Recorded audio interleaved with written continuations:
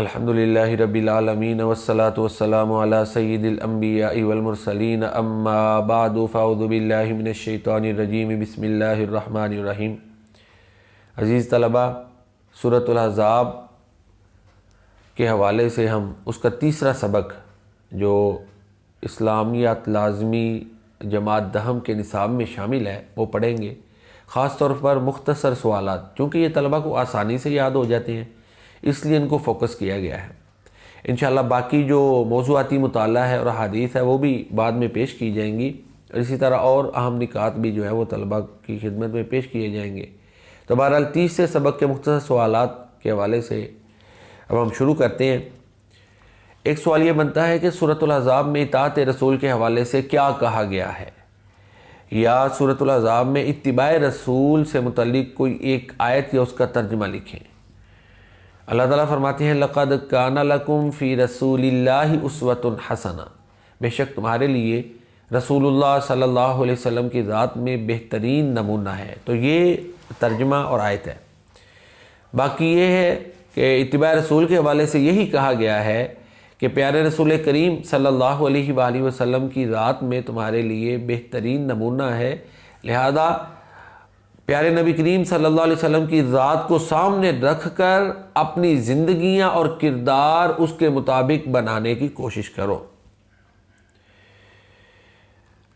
مومنوں نے جو اللہ تعالیٰ سے وعدہ کیا تھا، اقرار کیا تھا، اس کے بارے میں اللہ تعالیٰ نے سورۃ الاحزاب میں کیا کہا ہے؟ تو اللہ تعالیٰ سورۃ الاحزاب میں فرماتے ہیں فَمِنْهُمْ مَنْ قَضَى نَحْبَهُ وَمِنْهُمْ مَنْ يَنْتَظِرُ وَمَا بَدَّلُوا تَبْدِيلًا۔ کچھ لوگوں نے وعدہ پورا کر دیا ہے، کچھ مسلمانوں نے وعدہ پورا کر دیا ہے، کچھ کو ابھی حالات ایسے نہیں ملے کہ وعدہ پورا کر سکے، وہ وعدہ پورا کرنے کے انتظار میں ہیں۔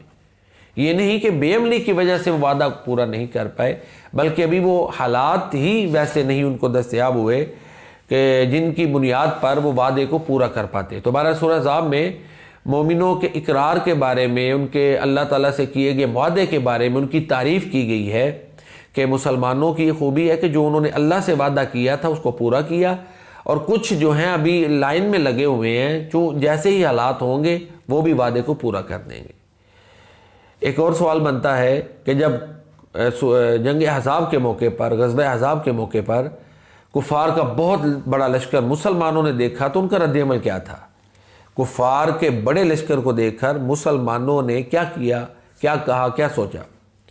سورۃ احزاب میں اس کا جواب یہ ہے کہ جب کفار کا بڑا لشکر دیکھا، 10,000 کا بڑا لشکر تھا جسے دیکھ کر عام انسان مایوس ہوتا ہے، افواج جو ہے تھوڑی تعداد میں ہو تو مایوس ہوتی ہیں، لیکن مسلمانوں کا رد عمل اس کے بالکل برعکس تھا۔ اس کی وجہ یہ تھی کہ انہیں یقین تھا کہ اللہ تعالیٰ ہماری مدد کرے گا اور اللہ اور اس کے رسول نے جو ہمارے ساتھ وعدے کیے ہیں وہ پورے ہوں گے۔ تو اللہ فرماتے ہیں لما رأى المؤمنون الاحزاب قالوا هذا ما وعدنا الله ورسوله وصدق الله ورسوله وما زادهم الا ایمانا وتسلیما۔ انہوں نے کہا یہ وہی چیز ہے جس کا اللہ اور اس کے رسول نے ہمارے ساتھ وعدہ کیا تھا، اور اللہ اور اس کے رسول نے ہمارے ساتھ سچ بولا ہے، اور اتنے بڑے لشکر کو دیکھ کر مسلمان مایوس ہونے کی بجائے بلکہ ان کا ایمان اور بڑھ گیا۔ ایک سوال جو ہے تیسرے سبق میں یہ بھی بنتا ہے کہ کفار اور اہل کتاب کے ساتھ اللہ تعالیٰ نے کیا سلوک کیا۔ وہ کفار جنہوں نے جنگ احزاب کے موقع پر مدینہ منورہ کا گھیراؤ کیا، اور وہ منافق جو تھے اہل کتاب میں سے، ان کے ساتھ کیا سلوک اللہ نے کیا؟ تو جواب بڑا واضح ہے، ظاہر ہے محاصرہ ناکام ہوا۔ غزوہ احزاب کے موقع پر 1 ماہ کے قریب محاصرہ رہا اور کفار کو ناکام لوٹنا پڑا۔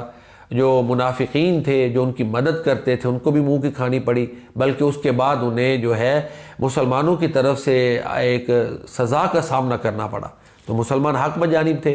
تو اس طرح کفار اور منافقین کو اللہ تعالیٰ نے ان کے غصے کے ساتھ، ان کے بغض کے ساتھ، اناد کے ساتھ ناکام اور نامراد جو ہے واپس لوٹا دیا۔ غزوہ احزاب کے موقع پر مسلمانوں کو کیا خوشخبری دی گئی، یہ بھی سوال ہے۔ تو غزوہ احزاب کے موقع پر اللہ تعالیٰ نے یہ خوشخبری دی کہ اب ان کی زمین، ان کے مال کے وارث تم بن جاؤ گے۔ وَأَوْرَثَكُمْ أَرْضَهُمْ وَدِيَارَهُمْ وَأَمْوَالَهُمْ أَرْضًا لَّمْ تَطَئُوهَا، کہ یہ خوشخبری دے دی گئی کہ اب اسلام کے غلبے کا دور جو ہے وہ شروع ہوتا ہے۔ تو غزوہ احزاب کے اختتام پر مسلمانوں کو غلبے کے اشارات ملے اور واضح طور پر اللہ نے یہ خوشخبری دی کہ اب اللہ تعالیٰ تمہیں ان کی زمین، ان کے مالوں کا وارث بنا دے گا اور بغیر لڑائی کے جو ہے نا وہ تمہیں فتوحات عطا فرمائے گا۔ انشاءاللہ آئندہ جو سبق ہے، سبق نمبر 4، اس کے مختصر سوالات کے ساتھ پھر طلبہ کی خدمت میں حاضر ہوں گے۔ ایک گزارش یہ ہے کہ ڈسکرپشن میں، یہ جو ہمارا کلپ ہے اس کے ڈسکرپشن میں اسلامیات 9th کے جو مختصر سوالات کے جوابات ہیں ان کا بھی لنک دیا گیا ہے، اور اسی طرح جماعت دہم کی جو دوسرے لیکچرز ہیں میرے، ان کا بھی لنک جو ہے نا ڈسکرپشن میں دیا گیا ہے۔ طلبہ آسانی کے لیے وہاں سے سرچ کر سکتے ہیں۔ السلام علیکم ورحمۃ اللہ وبرکاتہ۔